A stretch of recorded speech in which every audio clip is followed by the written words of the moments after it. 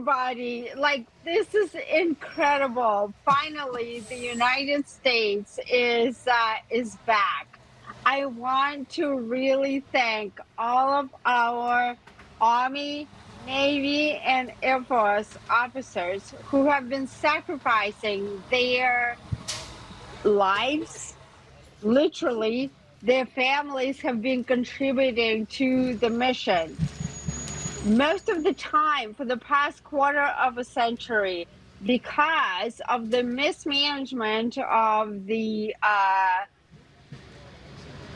administrative states, they've been fighting these foreign wars. But with our new in chief, Donald J. Trump, they are prioritizing America first. And I want to thank these officers for all of these sacrifices and all of the hardships that their families have been doing.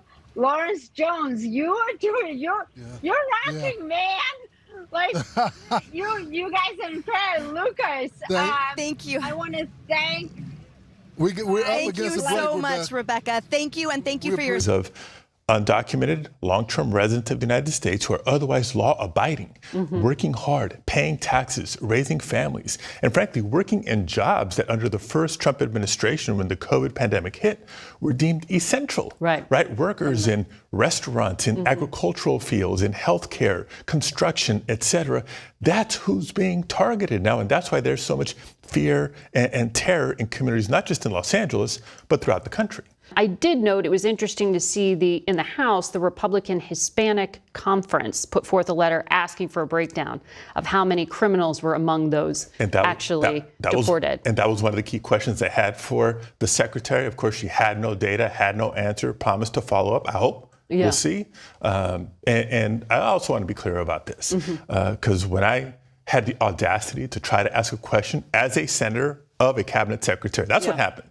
And you saw the response. Everybody's seen the video. It wasn't about me, right? If that's how this administration responds to a senator with a question, don't just imagine what they're capable of, but what they are doing when the cameras are not there to people without a title like United States Senator, that cruel, disrespectful treatment of so many people who deserve much better. For a cabinet secretary during a press conference to not be able or be willing to de-escalate a situation when I was trying to ask a question, that's just indicative of the tone. You wanted her to say, wait a second, I know who he is, calm down, let him go? Is that what you're saying? The vast majority of people in that room knew who I was. Escorted into that room by an FBI agent and a National Guards member. It's the Los Angeles Press Corps.